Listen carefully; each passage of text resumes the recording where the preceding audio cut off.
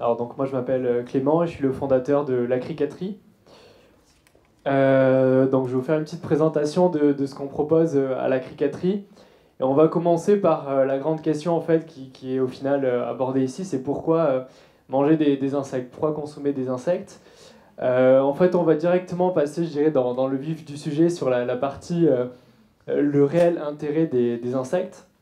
Et en fait, il vient de l'aspect déjà nutritif et l'aspect donc la santé et l'environnement. Donc, si jamais on devait comparer par exemple l'élevage classique d'insectes avec l'élevage d'insectes avec l'élevage classique, par exemple bovin, on voit que pour obtenir 100 grammes d'insectes ou 100 grammes de bœuf, il y a quand même des différences assez importantes. Par exemple, pour obtenir 100 grammes d'insectes, les insectes ils vont très peu manger en fait concrètement. On va leur donner 200 grammes de nourriture, donc par exemple 200 grammes de carottes, c'est en général ce qu'ils préfèrent, et ça leur suffira.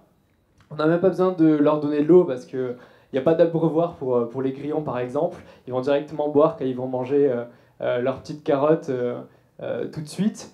Et en fait, en termes de pollution, la tendance c'est que concrètement, on arrive à faire des insectes locaux, j'en parlerai un petit peu plus tout à l'heure, mais il y a beaucoup moins de pollution. Donc si on compare rapidement avec l'élevage classique, on voit que pour obtenir 100 grammes de bœuf, on va utiliser 1 kg de nourriture, 2000 litres d'eau, et puis il y a 285 grammes de CO2 qui sont rejetés, notamment par l'animal en lui-même, puis après, sans compter tout le transport qu'il y a derrière de viande pour aller de l'éleveur à l'abattoir, puis à l'usine, puis après dans les centres, ou vers la distribution. Ça, c'est le point de vue déjà, je dirais, avantage sur l'environnement. Et ensuite, sur la santé, pourquoi les insectes aussi sont mis en avant. Mais concrètement, en fait, les insectes sont super riches en protéines. Donc là, si on devait comparer aussi 100 grammes d'insectes, il y a environ 50 grammes de protéines. Et quand on prend 100 grammes de bœuf, on est entre 20-30% maximum sur la viande plus classique. Donc il y a un aspect nutritif super intéressant sur les insectes, donc en protéines, ils sont riches en fer, oméga 3, oméga 6, en zinc, enfin, ils sont super bons pour la santé. Et en fait, tout ça, la vraie question, c'est donc pourquoi les insectes, aujourd'hui on en parle de plus en plus. En fait, il faut savoir qu'aujourd'hui on est 7 milliards sur Terre, et en fait en 2050 on sera 10 milliards d'habitants. Donc il y a une augmentation de la population mondiale, il y a aussi une augmentation de la consommation en viande, notamment dans les pays de l'hémisphère sud.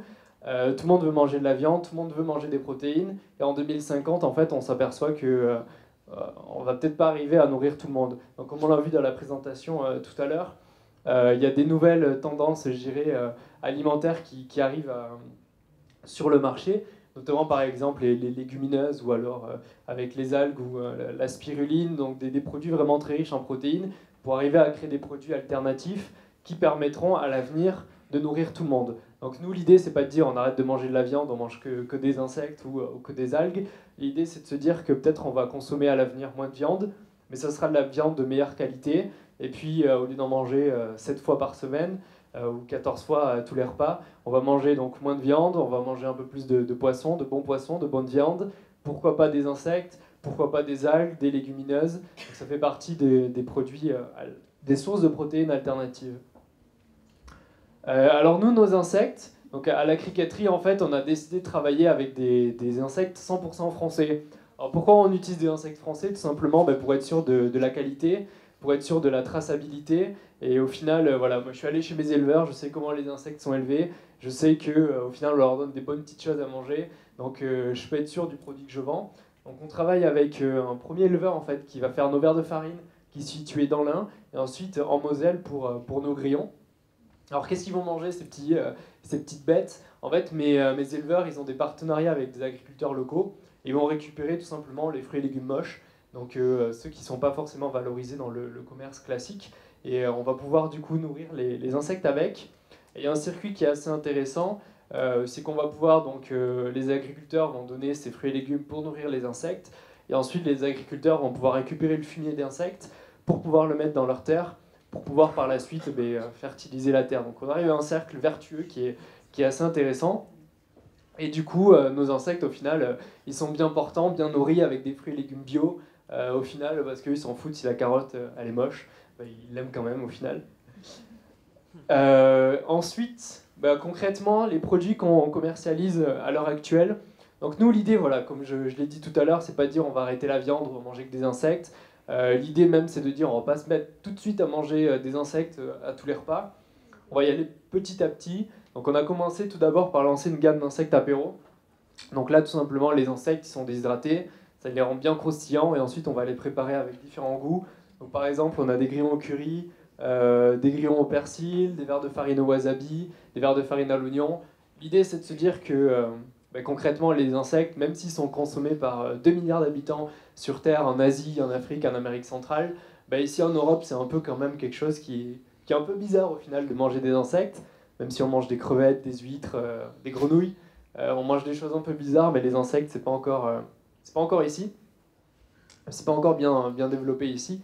Donc l'idée, c'est de les consommer pour l'instant à un moment sympa, à l'apéro, et entre amis, c'est marrant. Et ça permet d'y aller petit à petit.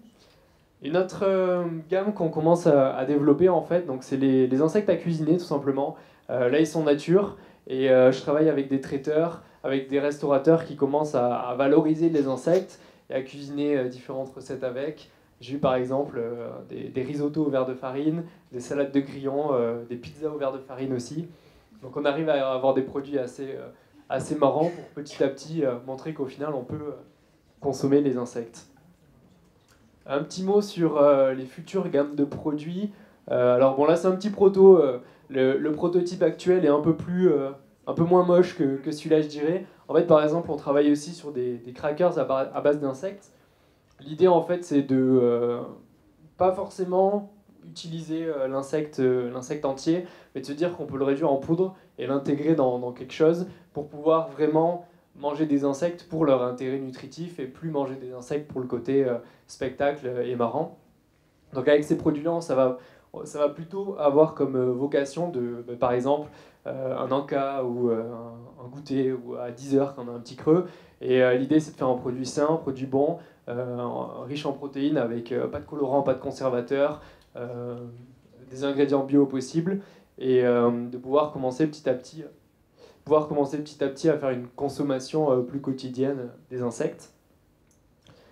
Un petit mot maintenant sur le réseau de distribution. Alors moi j'ai lancé en fait la commercialisation des produits de la criqueterie en juin. Donc pour l'instant le réseau de distribution il est encore en pleine croissance. Principalement en fait je vends tout simplement sur mon site internet. Je travaille avec des revendeurs. L'idée en fait c'est aussi de proposer des produits dans des endroits grand public. Donc je commence à travailler petit à petit avec la grande distribution. Avec des bars, des épiceries. L'idée c'est vraiment de dédramatiser, démocratiser les insectes et donc les proposer à des endroits où tout le monde peut les retrouver. Il y a un autre point, la vente directe. Alors on aime bien faire des animations, on en fait pas mal. Ça permet de rencontrer les consommateurs, d'avoir les vraies réactions, les vrais retours. Et ouais, un autre canal de distribution. Un petit mot sur les prochaines étapes. Alors par exemple là vous me voyez avec une superbe Charlotte sur la tête dans le labo de l'Isara. À Lyon où on fait un développement, on développe d'autres gammes de produits. Donc par exemple nos crackers sont préparés là-bas et on travaille aussi en fait sur différents nouveaux produits tels que des barres de céréales aux insectes et aussi en fait des steaks qui utilisent de la poudre d'insectes. L'idée c'est d'arriver dans le futur à proposer, mais comme on le voit avec par exemple les steaks de lentilles, les steaks de pois chiches ou les steaks de soja, des steaks d'insectes. Où là du coup on a un réel intérêt à l'avoir dans son assiette au final. Et ensuite un deuxième point qui est en cours de développement, la création d'un élevage d'insectes. Et l'idée avec la création de l'élevage, la cricaterie, en fait c'est vraiment de développer des nouvelles espèces d'insectes et aussi, en fait il faut savoir tout simplement qu'il n'y a pas beaucoup d'élevage d'insectes en France. Moi j'en ai identifié 3 qui peuvent vraiment produire dans un environnement de qualité, traçable, sans risque, enfin voilà, des élevages vraiment bien gérés, bien montés tout simplement. Il n'y en a que 3 en France. Donc l'idée avec mon propre élevage, ça va être aussi d'assurer un approvisionnement en produits en matières premières beaucoup plus conséquent. Et puis voilà, c'est tout. Voilà pour le projet.